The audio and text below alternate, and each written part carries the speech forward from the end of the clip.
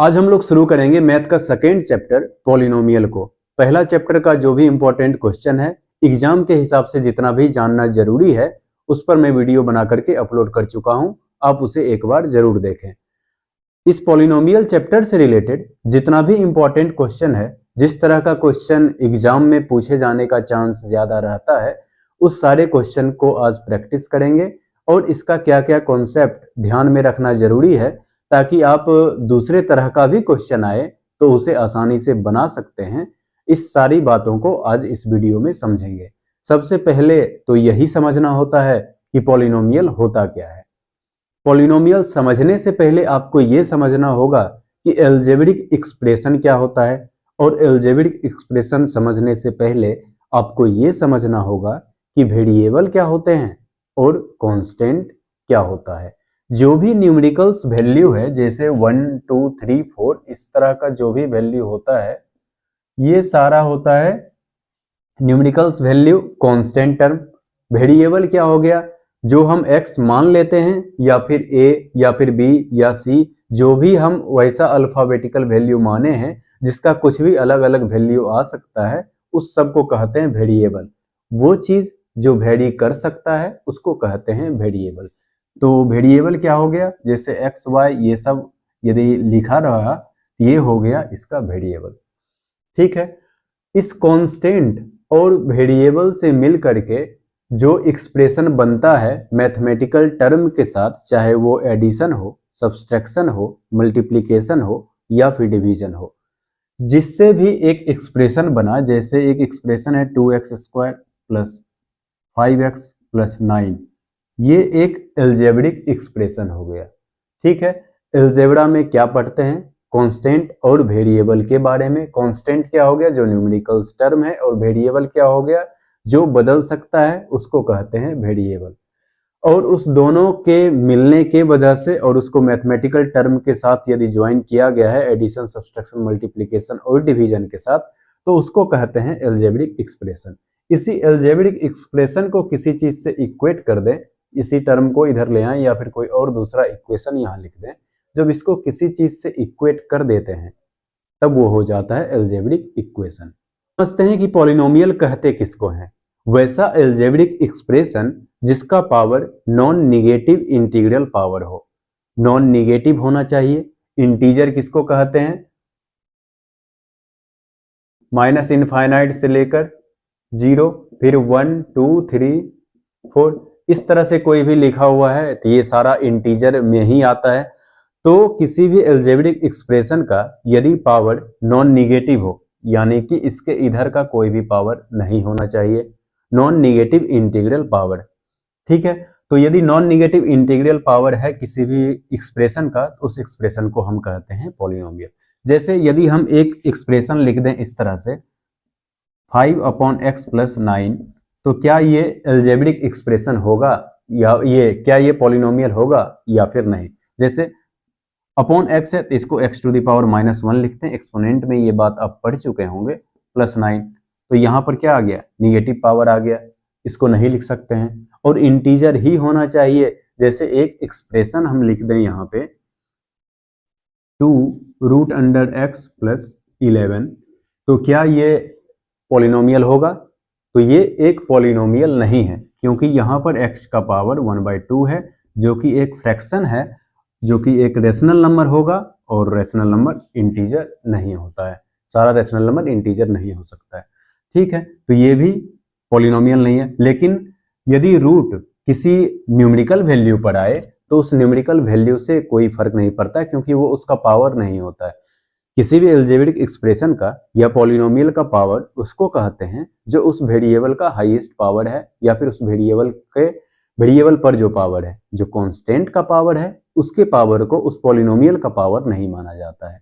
तो इसके डेफिनेशन में नॉन निगेटिव इंटीग्रल पावर है, इसका मतलब वो वेरिएबल का पावर है। जैसे कोई एक्सप्रेशन इस तरह से रहेगा √5x² प्लस 9x प्लस 8, इस तरह से ये लिखा हुआ है, तो यहाँ पर रूट तो नंबर के अंदर है। जब नंबर के अंदर रूट रहेगा तो इस बात से कोई फर्क नहीं पड़ता, वहां पावर देखा जाता है वेरिएबल का। वेरिएबल क्या है, x का पावर क्या है 2, यहाँ पर x का पावर क्या है 1, तो ये क्या हो जाएगा, ये पॉलिनोमियल होगा।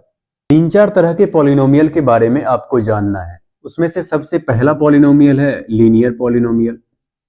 लीनियर पॉलिनोमियल किसको कहते हैं, उस पॉलिनोमियल को जिसका पावर 1 होता है। जैसे सिर्फ लिख दें 3x तो ये हो जाएगा लीनियर पॉलिनोमियल।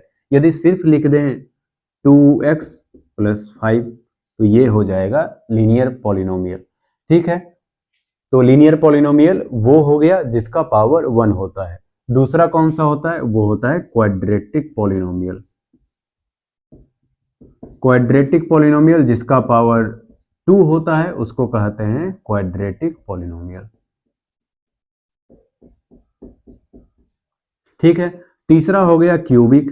क्यूबिक से ही समझ गए होंगे, जिसका पावर 3 होता है उसको कहते हैं क्यूबिक। और ये बात हमेशा ध्यान में रखना होगा कि उसका पावर, उसका जो वेरिएबल है उसका पावर हमेशा ये पॉजिटिव ही हो, इंटीजर ही हो, ना निगेटिव और ना ही फ्रैक्शन होना चाहिए। तो क्यूबिक का पावर क्या हो जाएगा, जैसे यदि इस तरह से लिख दें 8x का क्यूब, फिर आगे इसमें यदि कुछ भी नहीं है दूसरा एक्सप्रेशन ले लेते हैं 11x का स्क्वायर प्लस 15x का cube plus 15x square plus 16x plus 8। ठीक है, इस तरह से जब ये लिखा हुआ है तो ये एक हो गया क्यूबिक पॉलिनोमियल। फिर बाय क्वाड्रेटिक भी होता है जिसका पावर 1 होता है, लेकिन उसका क्वेश्चन अभी सॉल्व नहीं करना है, सिर्फ ये जान लीजिए यदि पावर 4 है उसको बाय क्वाड्रेटिक कहते हैं। तो ये लीनियर हो गया जिसका पावर 1, क्वाड्रेटिक हो गया जिसका पावर 2 और क्यूबिक हो गया जिसका पावर 3। इसमें दो और चीज समझना है, पहला है वैल्यू ऑफ द पॉलिनोमियल और दूसरा है जीरोज ऑफ द पॉलिनोमियल। सबसे पहले ये समझते हैं कि वैल्यू ऑफ द पॉलिनोमियल होता क्या है।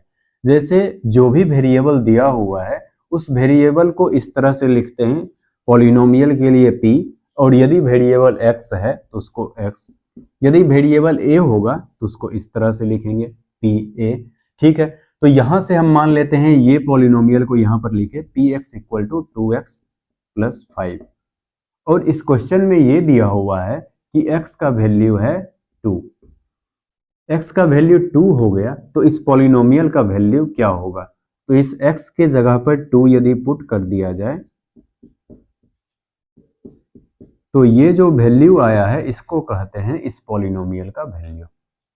ठीक है, यही यदि कोई दूसरा एक्सप्रेशन रहे px = मान लेते हैं 5x² + 9x + 12, इस तरह से लिखा हुआ है और क्वेश्चन में ये दिया हुआ है कि x का वैल्यू -5 है, तो find the value of the polynomial. इसका वैल्यू निकालना है तो x का वैल्यू अब यहां पर पुट कर देंगे 5 -5 का स्क्वायर प्लस 9 × -5 + 12। इसको जब सॉल्व करेंगे तो -5 का स्क्वायर 25 5 जा 125, ये पॉजिटिव हो जाएगा क्योंकि यहाँ स्क्वायर है, लेकिन ये निगेटिव रहेगा, यहाँ पर एक ही -5 है तो 9 5 जा -45 + 12, 125 - 45 80, 80 + 12 92 इसका वैल्यू हो गया। ये हो गया वैल्यू ऑफ द पॉलिनोमियल। लेकिन जीरोज ऑफ द पॉलिनोमियल क्या होता है, वैल्यू ऑफ द पॉलिनोमियल और जीरोज ऑफ द पॉलिनोमियल में डिफरेंस है। वैल्यू ऑफ द पॉलिनोमियल का मतलब हो गया कोई भी वैल्यू उसके वेरिएबल के जगह पर पुट कराए तो उस एक्सप्रेशन का, उस पॉलिनोमियल का क्या वैल्यू आता है। लेकिन जीरोज ऑफ द पॉलिनोमियल ये होता है वैसा वैल्यू जो उस पूरे एक्सप्रेशन को जीरो कर दे। उसको सॉल्व करने के बाद उसका वैल्यू 0 आना चाहिए, 92 या फिर 9, इस तरह का कोई भी वैल्यू नहीं आना चाहिए। जैसे सबसे पहला पॉलिनोमियल जो माने हैं वो है 2x + 5। ठीक है, 2x + 5 एक लीनियर पॉलिनोमियल है। इस लीनियर पॉलिनोमियल का जीरोज ऑफ द पॉलिनोमियल क्या होगा, x का वैल्यू यदि हम पुट कर दें -5/2 + 5 तो 2 से 2 कट जाएगा, -5 + 5 = 0, तो इसका जीरोज ऑफ द पॉलिनोमियल हो गया -5/2। अब सवाल ये आता है कि ये पता कैसे चलेगा कि जीरोज ऑफ द पॉलिनोमियल निकालते कैसे हैं, जीरोज ऑफ द पॉलिनोमियल उसका होगा क्या। तो जो भी जनरल एक्सप्रेशन होता है लीनियर इक्वेशन का वो है ax प्लस बी।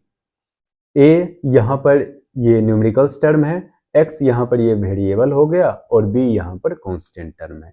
जब इस तरह से लीनियर इक्वेशन है तो इसका जीरोज ऑफ द पॉलिनोमियल होता है माइनस बी बाय ए। इसीलिए ये पहले से पता था, इसलिए यहाँ पर क्या कर दिए -5 बाय ए का वैल्यू क्या है 2। ये जब यहाँ पर पुट कर देंगे तो इसका हो जाएगा वैल्यू 0। तो इसका जीरोज ऑफ द पॉलिनोमियल होता है -b बाय ए किसी भी लीनियर इक्वेशन का।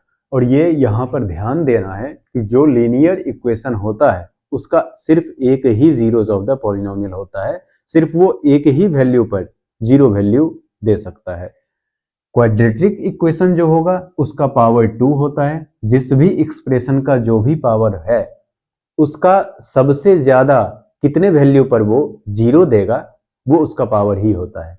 यदि वो क्वाड्रेटिक है इसका मतलब वो मैक्सिमम 2 वैल्यू उसका हो सकता है जिस पर वो क्वाड्रेटिक इक्वेशन 0 होगा।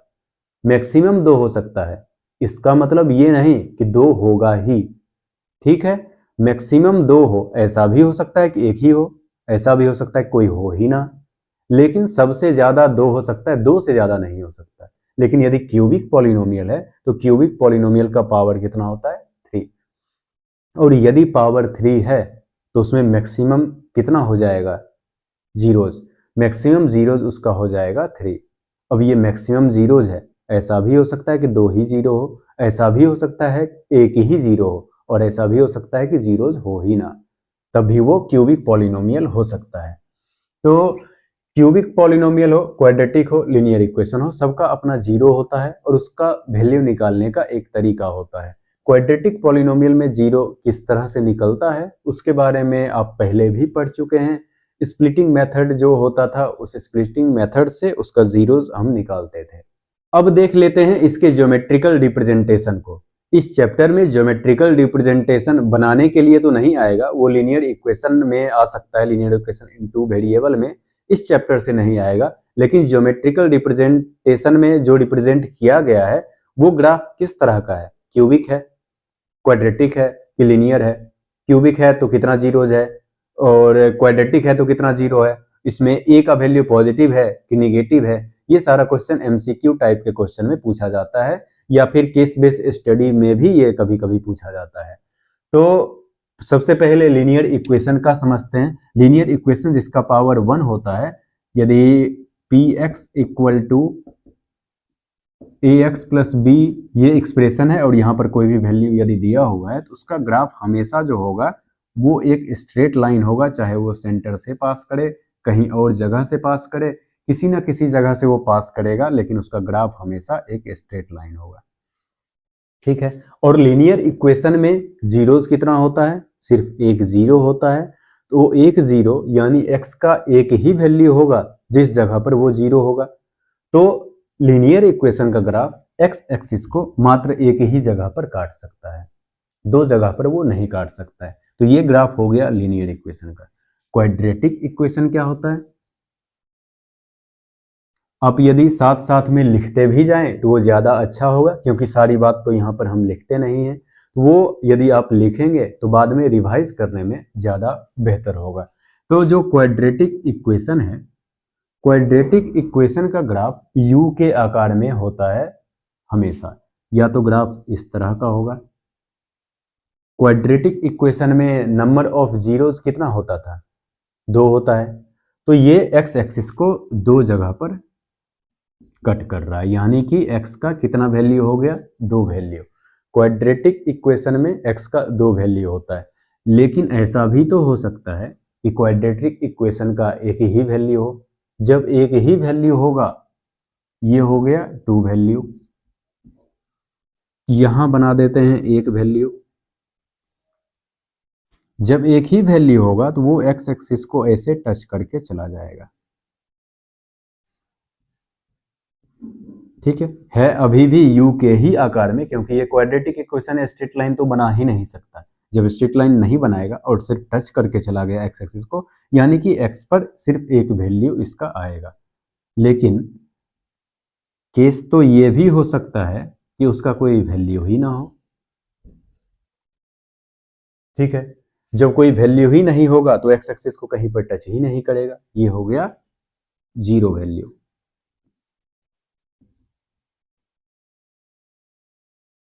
ये value, two value, one value, zero value, ये सब आता कैसे है, ये सब आगे के एक्सरसाइज में पढ़ना है। अभी जान लिए इस तरह का ग्राफ पॉसिबल है, बनेगा। लेकिन कभी कभी आप ग्राफ को देखे होंगे कि वो ऊपर के तरफ ना जाकर उसका जो ओपन पोर्शन है यू का, वो डाउनवर्ड डायरेक्शन में है। यहाँ क्या है, तीनों केस में अपवर्ड डायरेक्शन।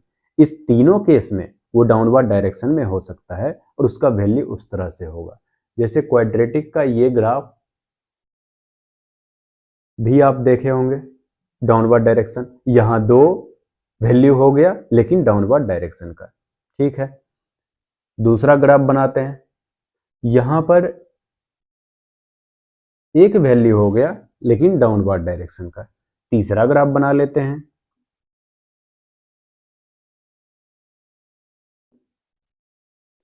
यहां पर एक भी वैल्यू नहीं है और वो डाउनवर्ड डायरेक्शन का है। तो डाउनवर्ड डायरेक्शन में कब ग्राफ बनता है और अपवर्ड डायरेक्शन में कब ग्राफ बनता है, ये बात भी जानना आपको जरूरी है। इसमें सिर्फ एक चीज से फर्क पड़ता है। जनरल जो एक्सप्रेशन होता है क्वाड्रेटिक इक्वेशन, वो होता है p x equal to a x square plus b x plus c. ये एक जनरल एक्सप्रेशन हो गया। इस एक्सप्रेशन में ए, बी और सी एक न्यूमेरिकल्स टर्म है और एक्स इसका वेरिएबल है। ठीक है, तो जब ए का वैल्यू यदि निगेटिव होता है तो इस तरह का ग्राफ बनता है। यदि ए का वैल्यू पॉजिटिव होगा, ठीक है, तो ये तीनों ग्राफ बनेगा। पॉजिटिव है तो अपवर्ड, पॉजिटिव जो होता है वो जिंदगी में आगे बढ़ते जाता है तो अपवर्ड। जो निगेटिव सोच का होता है, हमेशा निगेटिव ही सोचते रहता है, वो जिंदगी में पीछे होते जाता है, यानी कि डाउनवर्ड डायरेक्शन में। तो ये लीनियर का हो गया और ये क्वाड्रेटिक का हो गया। क्वाड्रेटिक में 6 ग्राफ आपको ध्यान में रखना है, लीनियर में एक ही ग्राफ आपको ध्यान में रखना है। तो अब बचा क्यूबिक, उसको भी देख लेते हैं। क्यूबिक नाम से ही आप समझ रहे होंगे कि वो एक्स एक्सिस को 3 जगह पर कट करेगा। एनसीईआरटी में 2 जनरल इक्वेशन दिया हुआ है क्यूबिक का। पहला इक्वेशन है y equal to x cube और दूसरा है y equal to x cube minus x square. इस दोनों का ग्राफ किस तरह का होगा, ये बात भी आपको ध्यान में रखना है। ठीक है, तो ये एक ग्राफ हो गया। तो इसको 3 जगह पर जब एक्स एक्सिस को कट करेगा तो वो एक क्यूबिक का ही ग्राफ होगा। ठीक है, तो 1 2 3 जगह पर एक्स एक्सिस को ये कट कर रहा है। ये x1 हो गया, x2 हो गया और ये हो गया x3। अब यहां पर ग्राफ देखते हैं, y equal to x cube है। यदि क्वाड्रेटिक इक्वेशन होता y equal to x square, तो एक्स स्क्वायर तो हमेशा अपवर्ड डायरेक्शन में ही होगा, निगेटिव तो उसका वैल्यू हो नहीं सकता। x भले निगेटिव हो जाए लेकिन उसका y क्या होगा, हमेशा पॉजिटिव होगा यदि वो स्क्वायर है तो। यहाँ पर क्या है, क्यूबिक। क्यूबिक का निगेटिव वैल्यू वो निगेटिव ही देता है। जैसे -2 का क्यूब क्या होगा, -8 और 2 का क्यूब क्या होगा, 8। -6 का क्यूब क्या हो जाएगा, -216 प्लस 6 का क्यूब क्या हो जाएगा, 216। यानी कि वो निगेटिव और पॉजिटिव दोनों डायरेक्शन में जाएगा। तो इसका ग्राफ क्या हो जाएगा, यहां से ये ऊपर के डायरेक्शन में भी जा रहा है, वैल्यू बढ़ते जा रहा है, वो आगे जाते जा रहा है, और यहां से ये नीचे के डायरेक्शन में भी जा रहा है। और ये एक्स एक्सिस को कितने जगह पर टच किया है, मात्र एक जगह पर। यानी कि इस एक्सप्रेशन का एक ही वैल्यू होगा जो इसका जीरोज होगा। यहां पर भी आप देख सकते हैं, जीरो के अलावा किसी भी वैल्यू पर ये जीरो नहीं हो सकता है। -1 पुट कर देंगे तो 1 का क्यूब कुछ होगा, +1 कर देंगे तब भी कुछ होगा। तो सिर्फ x इक्वल टू 0 पर ये जीरो शो कर रहा है। यदि y equal to x cube minus x square का बात करें तो इस दोनों एक्सप्रेशन से, इस दोनों जगह से x square minus x square common ले सकते हैं, यहाँ बच जाएगा x माइनस 1। तो यहाँ पर यदि x square equal to 0 put कर दें तो ये क्या हो जाएगा, 0 हो जाएगा। 0 इंटू ये मल्टीप्लाई हो जाएगा। 0 के अलावा किसी भी वैल्यू पर एक्स स्क्वायर 0 नहीं हो सकता है। इसमें यदि 0 पुट कर दें तो ये -1 हो जाएगा, लेकिन x का वैल्यू यदि 1 पुट कर दें तो ये 0 हो जाएगा। अब 0 में इसको मल्टीप्लाई कर दिए, ये पूरा इक्वेशन ही 0 हो गया। यानी कि ये एक क्यूबिक पॉलिनोमियल है लेकिन दो जगह पर जीरो शो कर रहा है। ये भी एक क्यूबिक पॉलिनोमियल है लेकिन एक ही जगह पर जीरो शो कर रहा है। तो पहले ही मैंने आपको बताया सबसे ज्यादा 3 जीरो हो सकता है क्यूबिक पॉलिनोमियल में, उससे ज्यादा नहीं हो सकता है। लेकिन ये पॉसिबिलिटी है कि 0 3 से कम हो। इसका ग्राफ क्या हो जाएगा, y equal to x cube minus x square का। तो यहां 0 पर वो क्या हो रहा है, 0 शो कर रहा है, और फिर यदि मान लेते हैं इस जगह पर 1 है तो इस जगह पर वो शो कर रहा है। तो ये वैल्यू ये इस तरह से ऐसे करके इसका ग्राफ बनेगा। ठीक है, 0 पर 0 और फिर 1 पे 0। ये तो हो गया थ्योरेटिकल पोर्शन। अब देखते हैं कि क्वेश्चन को सॉल्व कैसे किया जाएगा। कोई भी एक क्वाड्रेटिक इक्वेशन है तो उसका जनरल फॉर्मूला मैंने आपको बता दिया, वो है ax square plus bx plus c। इसमें 3 टर्म होता है क्वाड्रेटिक इक्वेशन में। अब इस क्वाड्रेटिक इक्वेशन में दो चीज आपको याद रखना है। पहला तो दो नंबर ऑफ जीरोज होगा, एक जीरोज को मानते हैं अल्फा और दूसरे जीरोज को मानते हैं बीटा। ठीक है, ये जीरोज ऑफ द पॉलिनोमियल है, एक अल्फा हो गया और दूसरा बीटा हो गया।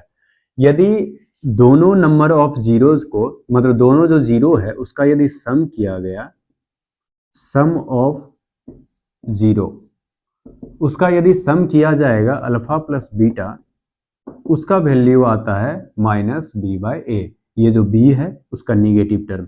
तो यहाँ पर सबसे ज्यादा जो कंफ्यूजन होता है माइनस बी पुट करने में, यदि यहाँ पर निगेटिव वैल्यू रहता है तभी हम यहाँ पर बी को डायरेक्ट पुट कर देते हैं। लेकिन ये ध्यान देना है कि एक माइनस यहाँ पहले से है, ये है ही। यहाँ पर यदि एक माइनस है तो उस माइनस के साथ पुट करेंगे और ये वैल्यू हो जाएगा पॉजिटिव। यदि यहाँ पर -2 है तो माइनस माइनस प्लस हो जाएगा, ये हो जाएगा +2। तो alpha plus beta equal to हो गया माइनस बी बाई ए। और प्रोडक्ट ऑफ द जीरोस क्या होता है, product of zero alpha into beta equal to ये हो जाएगा सी बाई ए। ठीक है, तो सी टर्म यहाँ कांस्टेंट टर्म है, ए यहाँ एक्स स्क्वायर का कोफिशिएंट है, माइनस बी बाई ए लिखें। और कभी कभी इसमें यह भी लिखा जाता है coefficient of x upon coefficient of x square, यहाँ पर constant term upon coefficient of x square. ठीक है, तो ये हो गया क्वाड्रेटिक इक्वेशन का। यदि हम क्यूबिक का बात करें तो क्यूबिक में सबसे पहला हो गया सम ऑफ द जीरो। उससे पहले ये जान लेते हैं कि इसका एक्सप्रेशन किस तरह से लिखते हैं। ए एक्स का क्यूब, पहले ए से ही शुरुआत करते हैं, ए एक्स का क्यूब प्लस बी एक्स का स्क्वायर प्लस सी एक्स प्लस डी। अब ये क्यूबिक पॉलिनोमियल है तो इसका 3 जीरो होगा। 3 जीरो कौन कौन से होंगे, पहला तो अल्फा है ही, दूसरा यहाँ बीटा है तो यहाँ भी बीटा ही होगा, और तीसरा को गामा कहते हैं, तो तीसरा इसका हो गया gamma.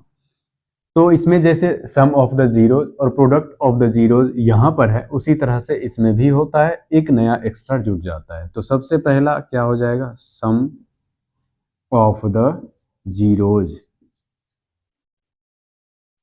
Some of the zeros यानी alpha plus beta plus gamma equal to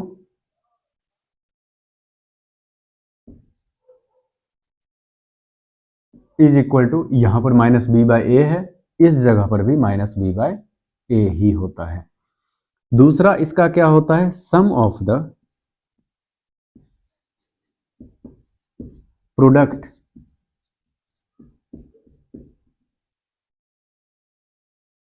some of the product of the zero, या फिर sum of the product of the two at a time of the zero, इस तरह से इसको लिखते हैं। तो ये क्या हो जाएगा, अल्फा इंटू बीटा, दो को एक साथ लेते हैं, दूसरा हो जाएगा बीटा इंटू गामा, और तीसरा हो जाएगा अल्फा इंटू गामा। ये इक्वल टू होता है सी बाई ए। यहाँ देखिए, यहाँ सेकेंड टर्म था सी बाई ए, तो यहाँ पर ये ध्यान देना है कि यहाँ प्रोडक्ट ऑफ द जीरोज नहीं, क्योंकि इसका सेकेंड टर्म ये है sum of the product of the zeros, तो इसका वैल्यू होता है सी बाई ए, एक निगेटिव फिर पॉजिटिव, और अगला जो लिखेंगे वो फिर से निगेटिव हो जाएगा, और अगला यहाँ पर बचा क्या, वो है product of the zeros. Product of the zero is equal to alpha into beta into gamma equal to ये क्या हो जाएगा माइनस डी बाई ए। अब या तो इसका स्क्रीनशॉट ले लीजिए क्योंकि सारा क्वेश्चन इसी पर बनता है, या फिर बुक में दिया ही हुआ है, आप उसको याद कर सकते हैं। अब देख लेते हैं इसका जो भी क्वेश्चन है, जिस तरह का क्वेश्चन एग्जाम में पूछा जाता है या फिर पहले पूछा गया है, उस सारे क्वेश्चंस को देखते हैं। पहले क्वाड्रेटिक पॉलिनोमियल का कुछ क्वेश्चंस देखेंगे, उसके बाद क्यूबिक पॉलिनोमियल का। जैसे पहला क्वेश्चन है, obtain the zeros of the quadratic polynomial √3x² minus 8x plus 4√3 and verify the relationship between its zeros and coefficient. ठीक है, तो एक एक्सप्रेशन सबसे भारी वाला पॉलिनोमियल इसीलिए लिए हैं ताकि आप समझ पाएं, क्योंकि स्प्लिटिंग वाला यदि भूल चुके हैं तब तो ये क्वेश्चन आपसे नहीं बनेगा, क्योंकि पहले आपको zeros of the polynomial find करना पड़ेगा। उसको फाइंड करने के लिए आपको स्प्लिटिंग वाला टर्म आना चाहिए। तो स्प्लिटिंग के लिए जैसे एक एक्सप्रेशन है √3x²,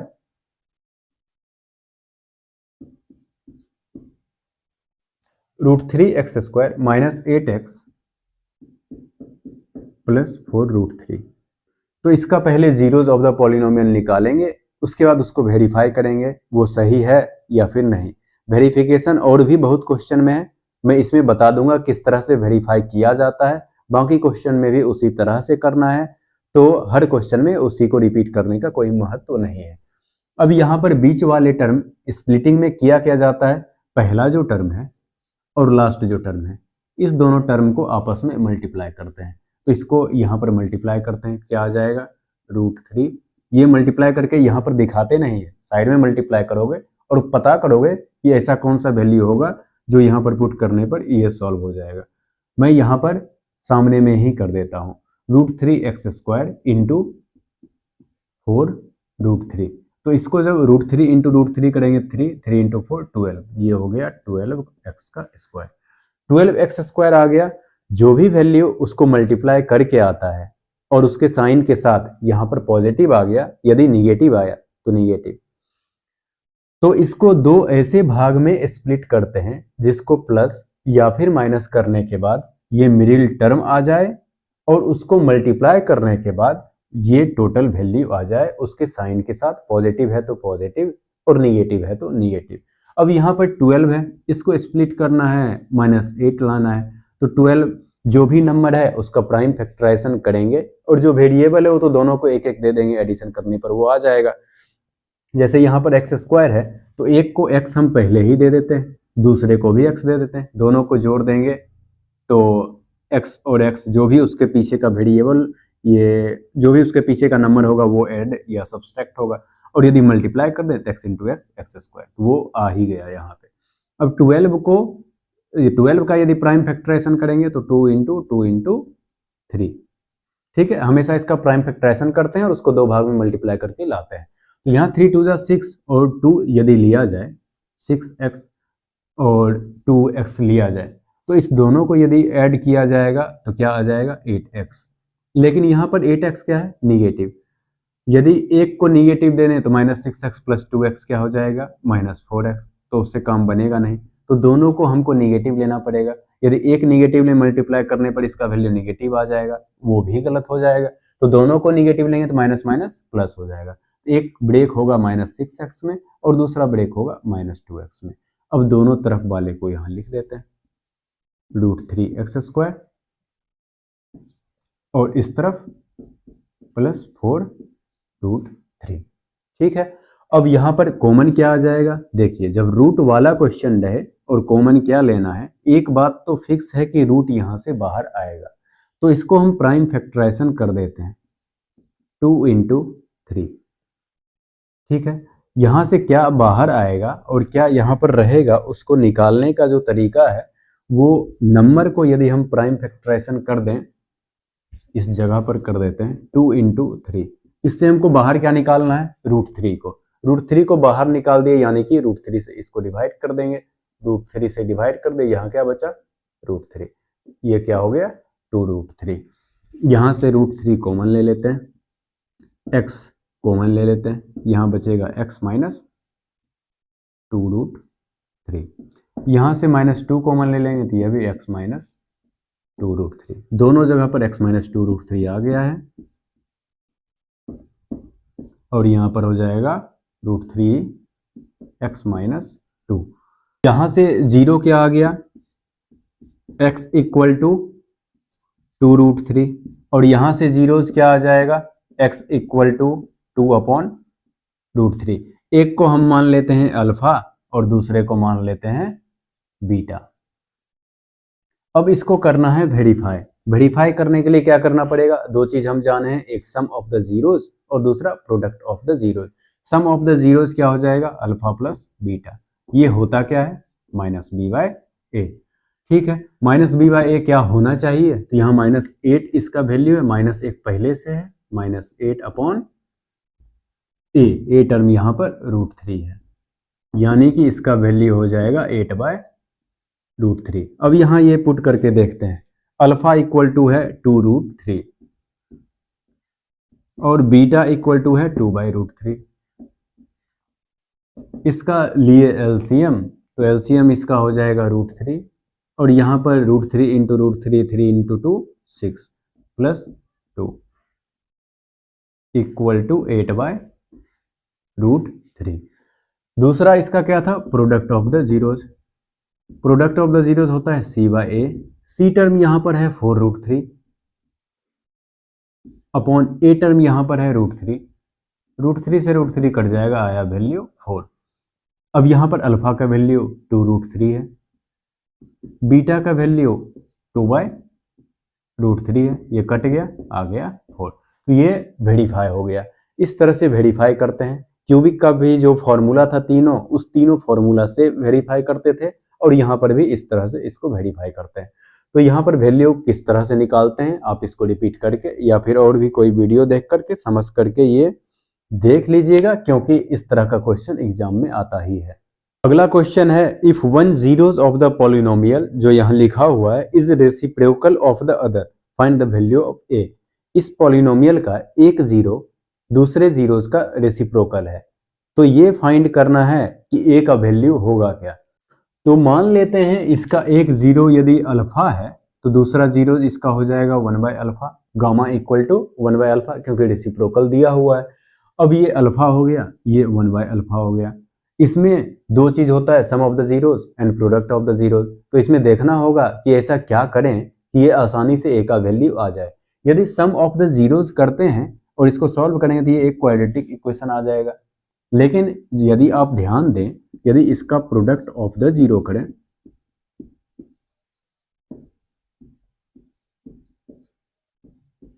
product of the zeros क्या हो जाएगा, अल्फा इंटू 1/अल्फा।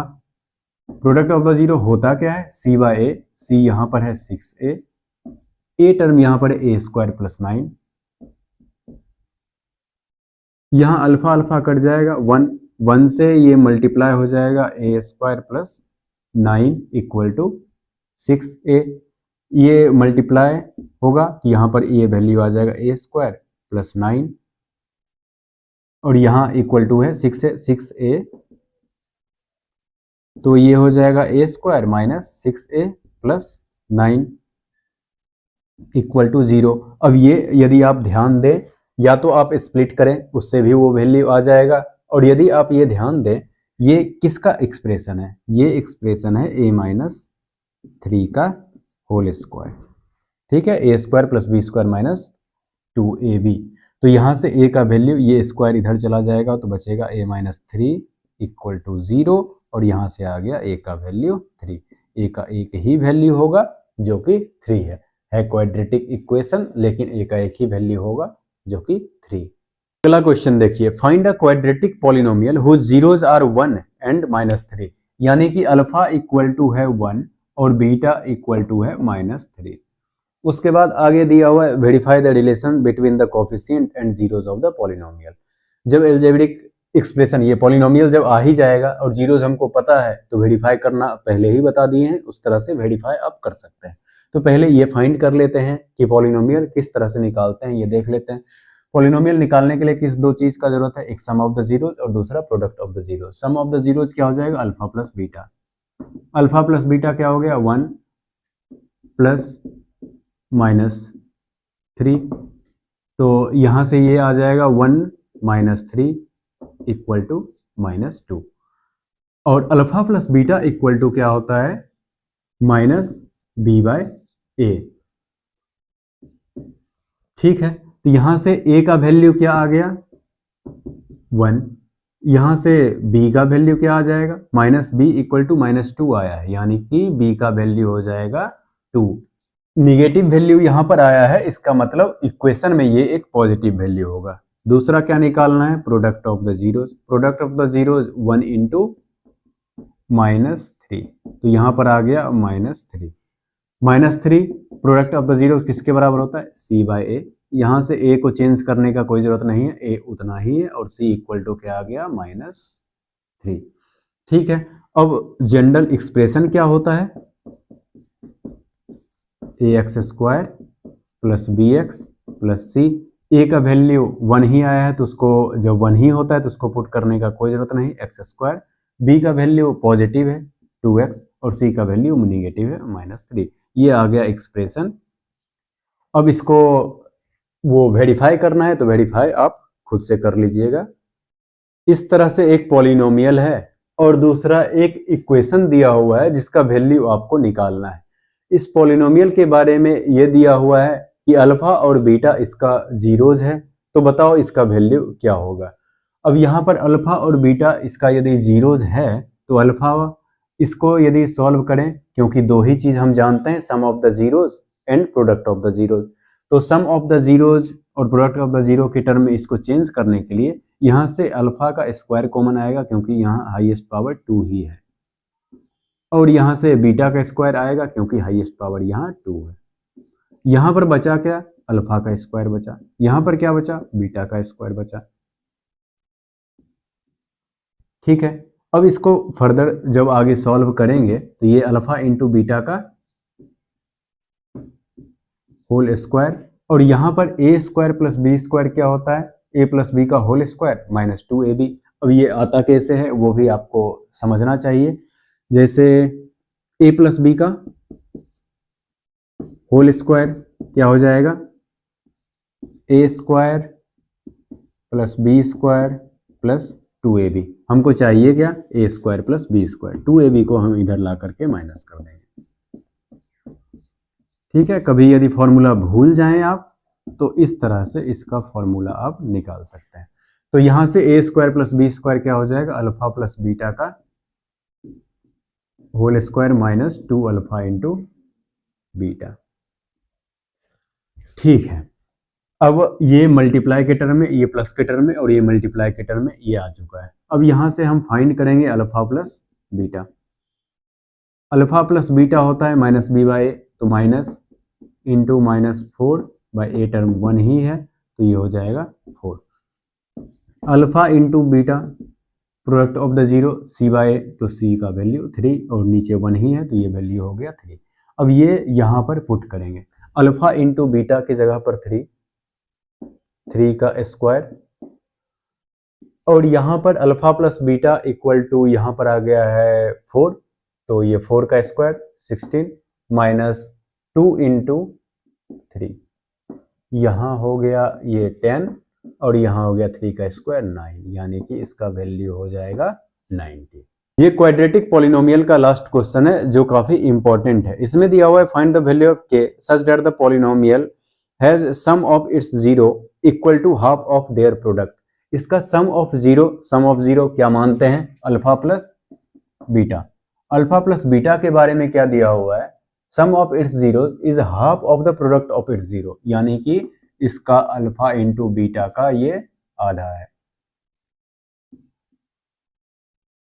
अब ये एक इक्वेशन दे दिया, ये पॉलिनोमियल दे दिया, इसमें फाइंड करना है k का वैल्यू।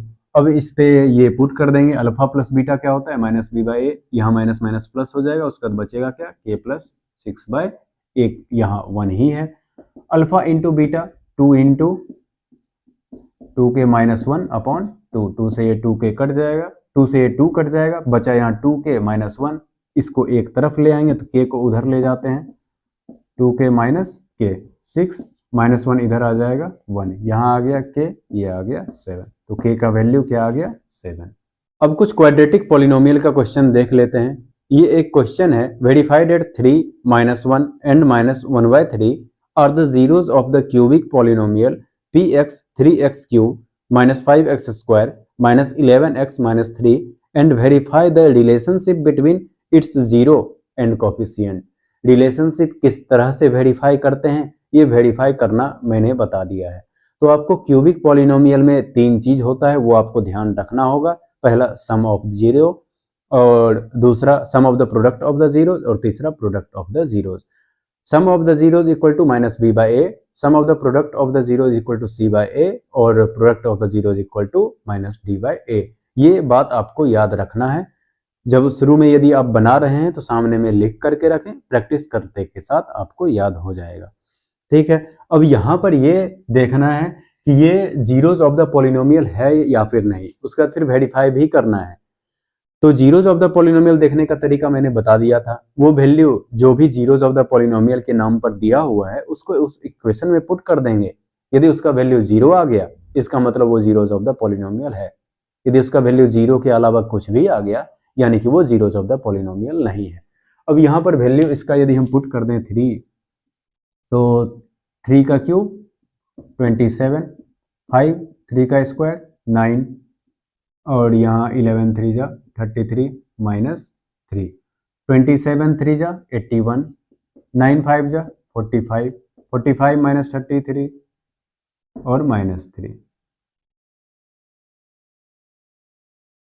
ठीक है, अब ये तीनों किस चीज में है, प्लस में है, मतलब माइनस माइनस माइनस है, तीनों ऐड हो जाएगा। 45 प्लस ये 45 + 6 51, और 51 + 30 81, तो 81 - 81 इक्वल टू 0। दूसरा इसका क्या दिया हुआ है, दूसरा इसका वैल्यू है -1, और तीसरा है -1/3। ये -1 यदि हम यहाँ पे पुट करेंगे तो -1 का क्यूब -1 ही होता है, -1 का स्क्वायर +1 हो जाएगा, और -1x का वैल्यू है तो ये हो जाएगा +11 -3। तो यहाँ पे आ गया -3 -5 +11 -3, ये तीनों निगेटिव है, ऐड हो जाएगा। 5 3 8 3 11, -11 + 11 इक्वल टू 0। तीसरा इसका क्या दिया हुआ है, तीसरा इसमें दिया हुआ है, यहीं पे लिख देते हैं p -1/3। अब -1/3 है तो 3 इंटू -1/3 का स्क्वायर -1/3 का क्यूब -1/27, -3 का स्क्वायर 9, और माइनस हो जाएगा पॉजिटिव तो 5/9। यहाँ पर -1/3 है, माइनस माइनस ये हो जाएगा प्लस, तो 11/3, और ये हो गया -3। अब जब इसको सॉल्व करेंगे तो ये 3 से कट जाएगा 9 बार में, -1/9 है इस जगह पर, -5/9 है, और ये इस तरह से। इसका जब एलसीएम लिया जाएगा तो ये आ जाएगा -9, यहाँ पर वैल्यू इसका -1, इस जगह पर -5, और यहाँ 3 3 जा 9, 11 3 जा 33, और यहाँ 1 9 जा 9 3 जा 27। यहाँ ये तीनों निगेटिव है, 27 1 28 5 33, तो -33 + 33/9, ये हो गया 0/9 इक्वल टू 0। यानी कि ये तीनों जो है ये इसका जीरोज ऑफ द पॉलिनोमियल है। इसके बाद वेरीफाई करना है, वो sum of the zeros, product of the sum of the zeros and product of the zero से वेरीफाई करते रहिए। अगला क्वेश्चन दिया हुआ है, find a cubic polynomial whose zeros are 3 1/2 and -1। 3 zeros दिया हुआ है, 3 1/2 एंड -1। तो इसका सम ऑफ द जीरोज निकाल लेंगे पहले, alpha plus beta plus gamma. तो 3 + 1/2 -1, एलसीएम इसका ले लेंगे, 2 3 2 जा 6 1, और ये -2, 7 - 2 माइनस ये पॉजिटिव 5/2। तो यहाँ से ये क्या हो जाएगा, -b/a। दूसरा क्या हो जाएगा, sum of the product of the zeros, alpha into beta, beta into gamma plus alpha into gamma. तो 3 × 1/2 3/2, 1/2 इंटू -1 -1/2, और तीसरा क्या हो जाएगा, 3 × -1 -3। यहाँ ये माइनस हो जाएगा, ये भी माइनस हो जाएगा। एलसीएम इसका लिया जाएगा तो एलसीएम इसका 2 हो जाएगा, 3 - 1, और ये -3, 3 2 जा 6, तो ये नेगेटिव है 7, 7 माइनस 3 माइनस 4/2। ठीक है, अब यहाँ पे कट नहीं कर दीजिएगा क्योंकि ए का वैल्यू यहाँ भी 2 है, यहाँ भी 2 है। कट कर दोगे तो फिर वो चेंज हो जाएगा, फिर दूसरे तरीके से बनाना पड़ेगा। Alpha into beta into gamma equal to यहाँ पर 3 इंटू 1/2 इंटू -1, तो -3 इक्वल टू c/a। सब जगह a का वैल्यू क्या आ गया 2, b का वैल्यू यहाँ मल्टीप्लाई ये होता है d/a, ये होता है c/a। ठीक है, b का वैल्यू क्या हो जाएगा, b का वैल्यू यहाँ से यहाँ पे -b होता ही है, -b इक्वल टू क्या आ गया 5 आ गया, तो b इक्वल टू क्या हो जाएगा -5। c पॉजिटिव ही होता है तो c इक्वल टू -4, और d यहाँ पे -d इक्वल टू -3 आया, माइनस माइनस कट जाएगा, d equal to c equal to -4, d equal to 3। अब यहाँ पर एक्सप्रेशन बनाना है। एक्सप्रेशन जनरल एक्सप्रेशन क्या होता है क्यूबिक का, ax³ plus bx² plus cx plus d। a का वैल्यू यहाँ पुट कर दें 2x का क्यूब, b का वैल्यू यहाँ पुट कर दें -5 x का स्क्वायर, c का वैल्यू यहाँ पुट कर देंगे -4x, और d का वैल्यू यहाँ पुट कर देंगे 3। इस तरह से इसके इक्वेशन को बनाते हैं। ये एक बढ़िया क्वेश्चन है। ये एक पॉलिनोमियल दिया हुआ है जो कि एक क्यूबिक पॉलिनोमियल है, और जीरोस दिया हुआ a माइनस बी, a और a प्लस बी।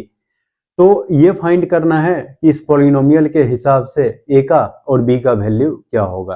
तो सबसे पहले सम ऑफ द जीरोस ही करते हैं। Sum equal to alpha plus beta plus gamma. एक को अल्फा मान लेते हैं, दूसरे को बीटा मान लेते हैं, और तीसरे को गामा मान लेते हैं। तो पहले जीरोस ऑफ द पॉलिनोमियल को क्या कर देते हैं, ऐड कर देते हैं। a minus b plus beta यहाँ पर a है और गामा यहाँ पर a प्लस बी है, ये कट जाएगा, यहाँ आ गया 3a इक्वल टू -b/a। तो 3a, ठीक है, यहाँ पर -b क्या हो जाएगा -3/a का वैल्यू 1, तो 3a इक्वल टू 3 से 3 कट जाएगा, a इक्वल टू 1। a का वैल्यू क्या आ गया 1 आ गया। दूसरा, आप दोनों में से कुछ भी कर सकते हैं, sum of the product of the zeros और प्रोडक्ट ऑफ द जीरोस। तो प्रोडक्ट ऑफ द जीरोस करना ज़्यादा आसान होता है, तो वही कर देते हैं, alpha into beta into gamma. यहाँ पे आ गया -b into a plus b equal to होता है -d/a, तो ये -d/a, ये 1 ही हो जाएगा।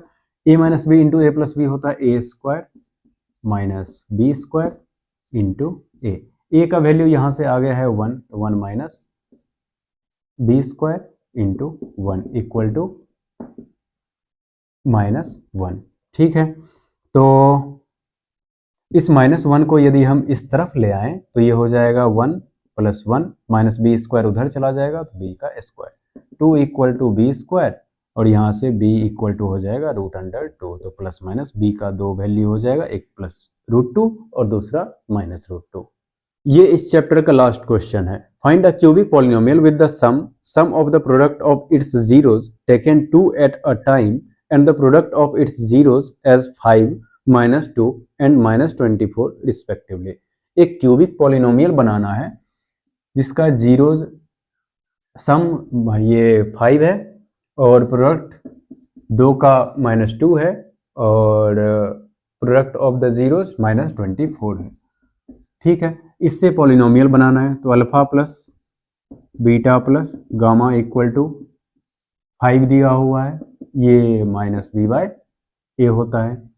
Alpha beta plus beta gamma plus gamma alpha equal to c/a, और ये दिया हुआ है -2। Alpha into beta into